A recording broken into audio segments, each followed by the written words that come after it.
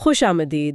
آج ہم سورت یاسین کی کچھ ایسی آیات پر بات کرنے جا رہے ہیں جو ایک مکمل ضابطۂ حیات کی حیثیت رکھتی ہیں۔ جی ہم آیات 12 سے 32 تک کا ایک گہرا جائزہ لیں گے، جن میں ایک بستی کی مثال کے ذریعے ایمان اور انکار کے جو نفسیات ہے نا، اس کو کھولا گیا ہے۔ بالکل۔ اور یہ ایک ایسی کہانی ہے جو صرف ماضی کا قصہ نہیں بلکہ آج بھی ہمارے شعور کو جھنجھوڑنے کی طاقت رکھتی ہے۔ صحیح۔ اور یہ واضح کرنا بہت ضروری ہے کہ اس گفتگو میں ہم جو بھی تشریح یا کیا کہتے ہیں بصیرت پیش کریں گے وہ ڈاکٹر مقصود عظیمی کے بیان کردہ نکات پر مبنی ہوگی۔ جی یہ بہت اہم ہے۔ ہمارا مقصد ان آیات کے گہرے معنی کو ان کی روحانی بصیرت کی روشنی میں سمجھنا ہے تاکہ ہم الفاظ سے آگے جا کر ان کی اصل روح تک پہنچ سکیں۔ بالکل، تو چلیں پھر شروع کرتے ہیں آیت نمبر 12 سے۔ اللہ تعالیٰ فرماتا ہے اِنَّا نَحْنُ نُحْيِي الْمَوْتَى وَنَكْتُبُ مَا قَدَّمُوا وَآثَارَهُمْ وَكُلَّ شَيْءٍ أَحْصَيْنَاهُ فِي إِمَامٍ مُبِينٍ۔ ترجمہ: بے شک ہم ہی مردوں کو زندہ کرتے ہیں اور ہم لکھ لیتے ہیں جو کچھ انہوں نے آگے بھیجا اور جو کچھ پیچھے چھوڑا، اور ہم نے ہر چیز کو ایک روشن کتاب میں شمار کر رکھا ہے۔ اچھا، تو پہلی ہی آیت میں ایک بہت بڑا اصول بیان ہو رہا ہے۔ جی بہت بڑا۔ یہاں ڈاکٹر مقصود عظیمی نحیی الموتیٰ یعنی ہم مردوں کو زندہ کرتے ہیں کہ ایک بہت ہی منفرد تشریح کرتے ہیں۔ وہ کیا ہے؟ ان کے مطابق یہ صرف قیامت کے دن مردوں کو زندہ کرنے کا واقعہ نہیں ہے، وہ اسے ہماری ہر سانس سے جوڑتے ہیں۔ ہر سانس سے؟ جی، جب ہمارا سانس باہر جاتا ہے تو یہ ایک لمحے کی موت ہے، اور جب وہی سانس واپس اندر آتا ہے تو یہ زندگی ہے۔ واہ، یہ تو بالکل سوچ بدل دینے والی بات ہے نا؟ تو ہر سانس کے ساتھ ہم موت کا ذائقہ چکھ کر دوبارہ زندہ ہوتے ہیں۔ یہ ایک مسلسل عمل ہے جو ہر لمحہ جاری ہے۔ یعنی مردوں کو زندہ کرنا کوئی ایک بار کا واقعہ نہیں جو مستقبل میں ہوگا، بلکہ یہ ایک ایسا عمل ہے جو ہر لمحہ ہر سانس کے ساتھ ہمارے اندر ہو رہا ہے۔ بالکل، ہم ہر پل خدا کی تخلیقی قوت کا مشاہدہ کر رہے ہیں۔ صحیح۔ اور اسی مسلسل زندگی اور موت کے عمل کے ساتھ ساتھ ایک اور عمل بھی جاری ہے، وَنَكْتُبُ مَا قَدَّمُوا وَآثَارَهُمْ، یعنی ہم وہ لکھ رہے ہیں جو انہوں نے آگے بھیجا اور جو پیچھے چھوڑا۔ جی، مطلب صرف تمہارے اعمال ہی نہیں لکھے جا رہے بلکہ ان اعمال کے اثرات بھی لکھے جا رہے ہیں جو تم پیچھے چھوڑ جاتے ہو۔ اچھا۔ آپ نے ایک اچھا کام کیا، وہ لکھا گیا، اب اس اچھے کام سے آگے اور اچھائی پھیلی، وہ اثرات بھی آپ کے کھاتے میں لکھے جا رہے ہیں۔ اور اس ریکارڈنگ کے نظام کی حفاظت کیسی ہے؟ یہاں لفظ اخصیناہو استعمال ہوا ہے۔ جی، اور یہ بہت اہم نقطہ ہے۔ دیکھیں، ڈاکٹر مقصود عظیمی بتاتے ہیں کہ اخصیناہو کا مادہ حسن ہے۔ حسن؟ اچھا، جیسے قلعہ ہوتا ہے۔ بالکل، قلعہ یعنی ہر چیز کو ایک ایک ناقابل تسخیر قلعے میں محفوظ کر لیا گیا ہے۔ زبردست۔ جیسے آج کل ہم ڈیٹا کو انکرپٹ کر کے ایک محفوظ سرور پر رکھتے ہیں نا، یہ اس سے بھی کہیں زیادہ محفوظ نظام ہے۔ کچھ بھی ضائع نہیں ہو سکتا، کچھ بھی بدلا نہیں جا سکتا۔ اور یہ سارا ریکارڈ کہاں محفوظ ہو رہا ہے؟ فی امام مبین میں اس کا عام ترجمہ تو روشن کتاب کیا جاتا ہے، لیکن کیا اس میں بھی کوئی گہرائی ہے؟ بہت گہری بات ہے۔ ڈاکٹر عظیمی کے مطابق امام اس چیز کو کہتے ہیں جو آگے ہو، جو رہنما ہو۔ اچھا۔ اور مبین کا مطلب ہے کھلی ہوئی، واضح۔ تو یہ کوئی چھپی ہوئی کتاب نہیں ہے۔ وہ اشارہ کرتے ہیں کہ شاید اس سے مراد ایک کائناتی شعور یا نظر ہے جس میں ہر شے کا ریکارڈ عیاں ہے۔ یعنی ایک طرح کا ماسٹر لیجر؟ جی بالکل، جیسے کمپنی کے تمام چھوٹے چھوٹے کھاتے سال کے آخر میں ایک بڑے ماسٹر لیجر میں منتقل ہو جاتے ہیں جو سب کچھ واضح کر دیتا ہے۔ اسی طرح ہمارے ہر عمل اور اس کے اثرات ایک مرکزی کھلے ہوئے ریکارڈ میں درج ہو رہے ہیں۔ سبحان اللہ، یعنی یہ کوئی فزیکل کتاب نہیں بلکہ ایک طرح کا کاسمک کانشسنس ہے۔ جی، تو اس پس منظر کے ساتھ یعنی ایک کامل اور مسلسل ریکارڈنگ کے نظام کے ساتھ اگلی آیات میں ایک مثال شروع ہوتی ہے۔ جی، اور مثال کا آغاز بھی بہت ڈرامائی انداز میں ہوتا ہے۔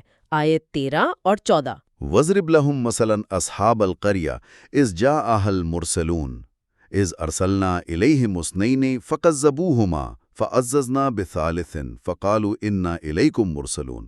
ترجمہ: اور ان کے سامنے بستی والوں کی مثال بیان کرو جب ان کے پاس رسول آئے۔ جب ہم نے ان کی طرف 2 رسول بھیجے تو انہوں نے ان دونوں کو جھٹلا دیا، پھر ہم نے تیسرے سے ان کو تقویت دی تو انہوں نے کہا بے شک ہم تمہاری طرف بھیجے گئے ہیں۔ یہاں آغازی لفظ وضرب سے ہو رہا ہے۔ اس کا مطلب کیا صرف مثال بیان کرو ہے؟ ڈاکٹر مقصود عظیمی کے مطابق اس کا مطلب کہیں زیادہ گہرا ہے۔ ضرب کا ایک مطلب چوٹ لگانا بھی ہے۔ چوٹ لگانا؟ جی، تو حکم یہ ہے کہ ان کے شعور پر اس مثال کی چوٹ لگاؤ۔ یہ کوئی ہلکی پھلکی کہانی سنانا نہیں ہے۔ یعنی ایک طرح کا شاک ٹریٹمنٹ؟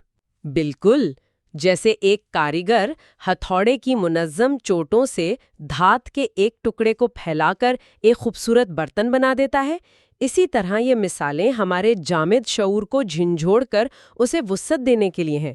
تو یہ ایک ایسا جھٹکا ہے جو سوچ کے پرانے سانچوں کو توڑتا ہے۔ اچھا، تو اس بستی میں پہلے 2 رسول بھیجے گئے، لیکن لوگوں نے فقط ذبوہما یعنی ان دونوں کو جھٹلا دیا۔ جی، یہاں جھٹلانے کا کیا مطلب ہے؟ ڈاکٹر عظیمی کے مطابق کذب یعنی جھٹلانا کفر سے زیادہ شدید رد عمل ہے۔ اچھا، وہ کیسے؟ دیکھیں، کفر کا مطلب ہو سکتا ہے کہ میں تمہاری بات نہیں مانتا، میں اپنی مرضی کروں گا، لیکن کذب میں ایک تکبر اور توہین کا عنصر شامل ہے۔ یعنی تم کون ہوتے ہو مجھے سمجھانے والے؟ تمہاری یہ ہمت کیسے ہوئی؟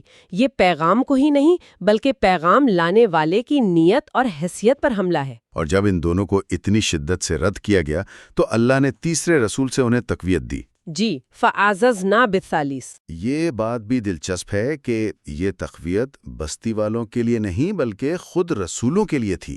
بالکل، یعنی ہم نے تیسرے کے ذریعے ان دونوں کو عزت دی، ان کی ہمت بندھائی۔ یہ ایک بہت ہی خوبصورت انسانی پہلو ہے اس الہی کہانی میں۔ صحیح۔ اس سے پتہ چلتا ہے کہ جب آپ سچائی کے راستے پر ہوں اور شدید مخالفت کا سامنا ہو تو خدا اپنے نبیوں کو بھی تنہا نہیں چھوڑتا، انہیں بھی اخلاقی اور روحانی حمایت کی ضرورت پڑتی ہے۔ تو 3 رسولوں کے واضح پیغام کے جواب میں بستی والوں کا رد عمل کیا تھا؟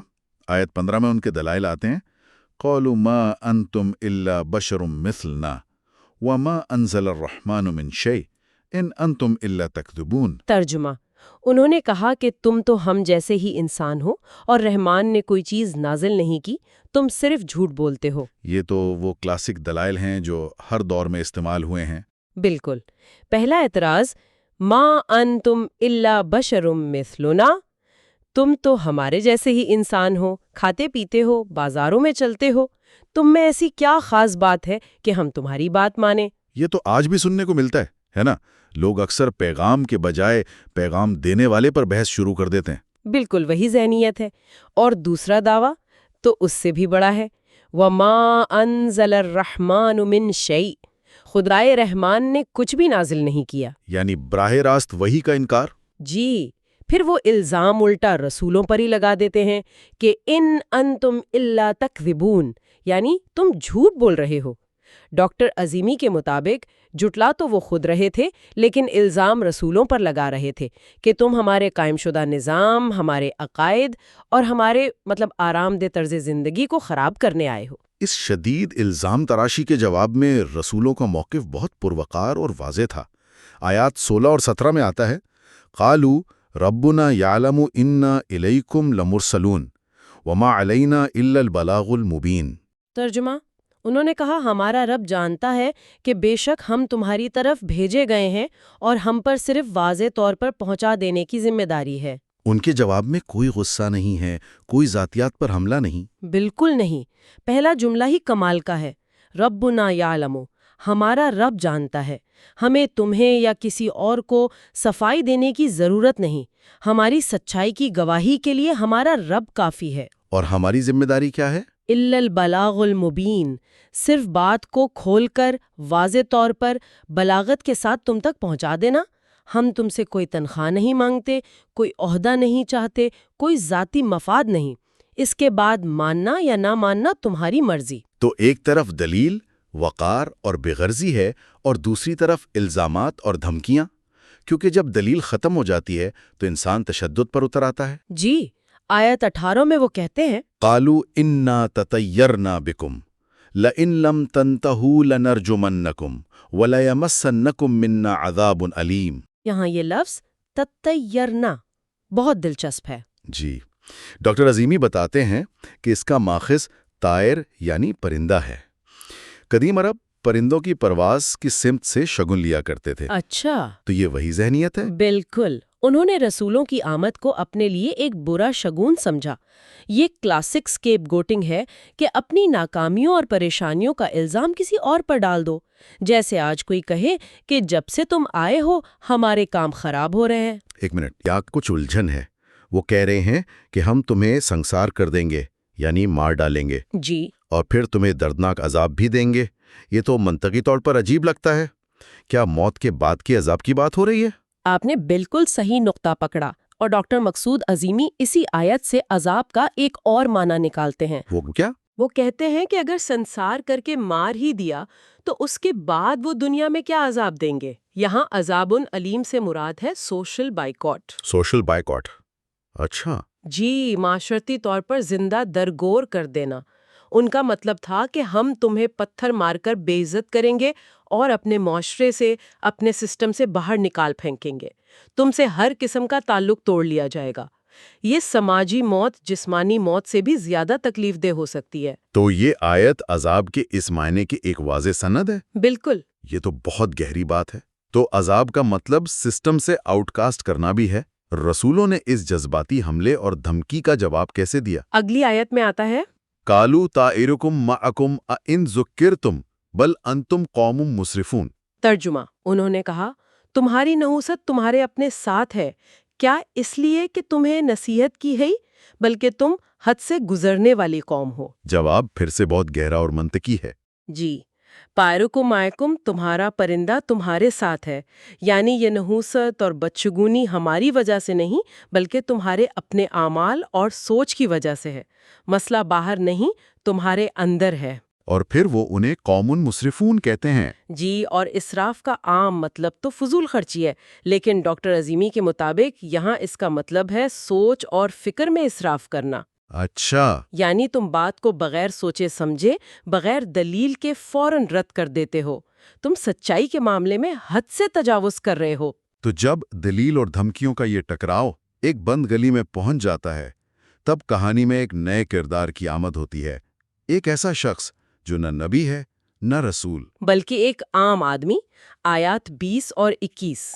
وَجَاءَ مِنْ أَقْصَى الْمَدِينَةِ رَجُلٌ يَسْعَى قَالَ يَا قَوْمِ اتَّبِعُوا الْمُرْسَلِينَ اتَّبِعُوا مَن لَّا يَسْأَلُكُمْ أَجْرًا وَهُمْ مُهْتَدُونَ۔ یہ کہانی کا ایک شاندار موڑ ہے۔ شہر کے دور دراز کونے سے، شاید کسی غریب بستی سے، ایک شخص یسعی یعنی دوڑتا ہوا، کوشش کرتا ہوا آتا ہے۔ اس کی آمد میں ایک عجلت اور فکرمندی ہے۔ جی، اور وہ آ کر اپنی قوم کے سامنے ایک ایسی دلیل رکھتا ہے جسے ڈاکٹر مقصود عظیمی سادہ منطق یا سمپل لاجک کہتے ہیں۔ وہ کہتا ہے، اے میری قوم، ان رسولوں کی پیروی کرو۔ کیوں؟ ایسوں کی پیروی کرو جو تم سے کوئی اجر نہیں مانگتے اور وہ ہدایت پر بھی ہیں۔ بالکل۔ مجھے یہ دلیل بہت پسند ہے۔ یہ اتنی صاف اور عملی ہے۔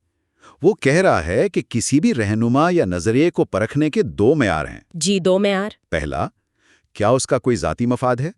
کیا وہ تم سے پیسے، طاقت یا شہرت مانگ رہا ہے؟ لا یسألکم اجرن۔ صحیح۔ دوسرا، کیا وہ خود صحیح راستے پر ہے؟ وہم مہتدون۔ اگر یہ دونوں شرطیں پوری ہوتی ہیں تو پھر ان کی بات نہ ماننے کی کیا وجہ ہے؟ بالکل، یہ خالص عقل سلیم ہے۔ اور وہ شخص صرف اسی دلیل پر نہیں رکتا، بلکہ اب وہ اپنی ذاتی سوچ اور ایمان کی وجہ بیان کرتا ہے۔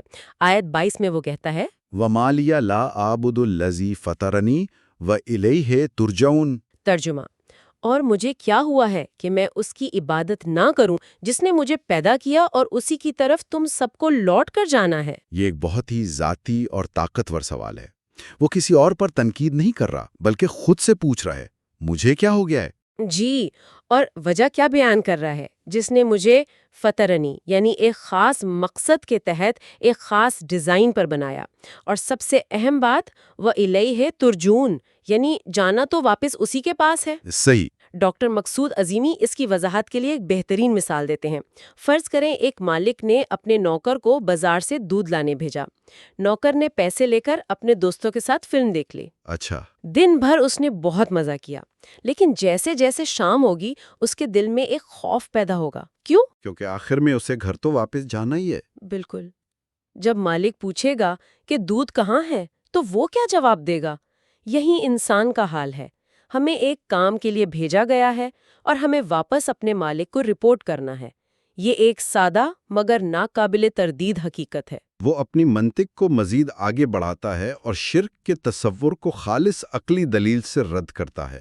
آیات 23 اور 24 اَأَتَّخِذُ مِن دُونِهِ آلِهَةً إِن يُرِدْنِ الرَّحْمَٰنُ بِضُرٍّ لَا تُغْنِ عَنِّي شَفَاعَتُهُمْ شَيْئًا وَلَا يُنْقِذُونِ إِنِّي إِذًا لَفِي ضَلَالٍ مُبِينٍ۔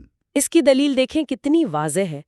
کیا میں اللہ کے سوا ایسے معبود بناؤں کہ اگر خدائے رحمان مجھے کوئی نقصان پہنچانا چاہے تو نہ ان کی سفارش میرے کام آئے اور نہ وہ مجھے بچا سکیں؟ یعنی ایسے بے اختیار خداؤں کو پوجنا تو سراسر بے وقوفی ہے۔ جی، یہاں ڈاکٹر عظیمی ایک اہم نقطہ اٹھاتے ہیں کہ اگر کوئی شخص یہ سوچ کر اللہ کی نافرمانی کرے کہ اس کا کوئی بزرگ یا پیر اسے بچا لے گا تو یہ ضلالن مبینن یعنی کھلی گمراہی ہے۔ کیونکہ حقیقی طاقت صرف اللہ کے پاس ہے۔ بالکل، یہ اپنی ذمہ داری سے بھاگنے کا ایک بہانہ ہے۔ اپنی دلیل مکمل کرنے کے بعد وہ شخص بھرے مجوے میں جہاں اسے جان کا خطرہ ہے اپنے ایمان کا 2 ٹوک اعلان کر دیتا ہے۔ آیت 25 انی آمنتو بربکم فاسمعون۔ ترجمہ: بے شک میں تمہارے رب پر ایمان لے آیا، پس میری بات سنو۔ ڈاکٹر عظیمی کے مطابق آمنتو کا مطلب صرف یہ نہیں کہ میں ایمان لایا، بلکہ اس کا ایک مطلب یہ بھی ہے کہ میں امن میں آ گیا۔ میں نے حق کو تسلیم کر لیا اور اب میں ہر قسم کے شک، خوف اور تذبذب سے نکل کر سکون اور امن میں آ گیا ہوں۔ اور اس اعلان کا نتیجہ کیا نکلا؟ الہی جواب فوراً آ گیا۔ اگلی آیت میں آتا ہے قیل ادخلوا الجنہ، یعنی کہا گیا کہ جنت میں داخل ہو جاؤ۔ اور جنت میں داخل ہو کر کامیابی کے اس اعلیٰ ترین مقام پر پہنچ کر بھی اس کی پہلی سوچ کیا تھی؟ یہ شاید اس پوری کہانی کا سب سے زیادہ متاثر کن حصہ ہے۔ جی بالکل۔ جعلنی من المکرمین، یعنی کاش میری قوم جان لیتی کہ میرے رب نے مجھے بخش دیا اور مجھے عزت والوں میں شامل کر دیا۔ یہ ایک سچے مومن کی پہچان ہے۔ اس کے دل میں ان لوگوں کے لیے بھی نفرت نہیں جنہوں نے غالباً اسے قتل کر دیا۔ سبحان اللہ، وہ جنت میں پہنچ کر بھی ان کی بھلائی اور ہدایت کی فکر میں ہے۔ جی، وہ چاہتا ہے کہ کاش انہیں بھی معلوم ہو جائے کہ سچے راستے کا انجام کتنا شاندار ہے تاکہ وہ بھی اس راستے پر آ جائیں۔ یہ ایمان کی وہ سطح ہے جہاں انسان کی ذات ختم ہو جاتی ہے اور صرف خیر خواہی باقی رہ جاتی ہے۔ تو اس ایک شخص کی قربانی کے بعد اس قوم کا کیا انجام ہوا جس نے ہر دلیل اور ہر نشانی کو رد کر دیا تھا؟ آیات 28 اور 29 میں بیان ہوتا ہے وما انزلنا على قومه من بعده من جند من السماء وما كنا منزلين ان كانت الا صيحة واحدة فاذا هم خامدون۔ اللہ تعالیٰ فرماتا ہے کہ ہمیں اس قوم کی ہلاکت کے لیے آسمان سے کوئی لشکر یا فوج بھیجنے کی ضرورت ہی نہیں پڑی۔ وہ اس قابل ہی نہیں تھے کہ ان کے لیے خاص اہتمام کیا جائے۔ یعنی وہ خود ہی قوانین کی زد میں آ گئے؟ جی، ڈاکٹر عظیمی کے مطابق وہ خود ہی کائناتی قوانین کی زد میں آ گئے۔ اور ان کا انجام کیا تھا؟ ان کانت الا صیحۃ واحدۃ، وہ تو صرف ایک چیخ تھی، ایک دھماکہ تھا۔ فَإِذَا هُمْ خَامِدُونَ، پس وہ اسی دم بجھی ہوئی آگ کی راکھ کی طرح خاموش ہو گئے۔ ان کا پورا نظام، ان کی ساری اکڑ، ان کا سارا تکبر ایک لمحے میں ختم ہو گیا۔ اور اس پوری کہانی کے بعد کلام کا رخ ایک عمومی تبصرے کی طرف مڑتا ہے جو رہتی دنیا تک کے لیے ایک تنبیہ ہے۔ آیات 30 سے 32 یا حسرتاً علی العباد ما یاتیہم من رسول الا کانوا بہ یستہزئون الم یروا کم اہلکنا قبلہم من القرون انہم الیہم لا یرجعون وان کل لما جمیع لدینا محضرون۔ یا حسرتاً علی العباد، افسوس ہے ان بندوں پر۔ یہ اللہ کی طرف سے حسرت کا اظہار ہے۔ یہ غصہ نہیں بلکہ افسوس ہے کہ یہ انسان اپنی ہی بھلائی کی بات کا مذاق اڑاتا ہے۔ یہ ایک عمومی انسانی رویے کی نشاندہی ہے۔ جی، کہ جب بھی ان کے پاس کوئی رسول آتا ہے وہ اس کا مذاق اڑاتے ہیں۔ پھر انتباہ ہے، کیا وہ تاریخ سے نہیں سیکھتے؟ کیا وہ دیکھتے نہیں کہ ان سے پہلے کتنی قومیں ہلاک ہوئیں جو اب کبھی واپس نہیں آئیں گی؟ اور آخر میں حتمی اعلان، جی، وَإِن كُلٌّ لَمَّا جَمِيعٌ لَدَيْنَا مُحْضَرُونَ، اور ان سب کو بلا استثنا ہمارے سامنے حاضر کیا جائے گا۔ کوئی بھی اس پیشی سے بچ نہیں سکتا۔ تو آج کی اس گفتگو کا خلاصہ یہ ہے کہ ان آیات میں ہم نے ایک کائناتی ریکارڈنگ سسٹم، انکار کی نفسیات، ایمان کی سادہ اور طاقتور منطق اور ان سب کے نتائج کو ایک نہایت ہی مؤثر مثال کے ذریعے سمجھا ہے۔ بالکل، خاص طور پر اس ایک مومن شخص کی دلیل آج بھی اتنی ہی وزنی ہے جتنی اس وقت تھی۔ صحیح۔ اور جیسا کہ ڈاکٹر مقصود عظیمی نے واضح کیا، یہ مثالیں صرف تاریخی واقعات نہیں ہیں، بلکہ یہ ہمارے شعور پر لگائی جانے والی چوٹیں ہیں۔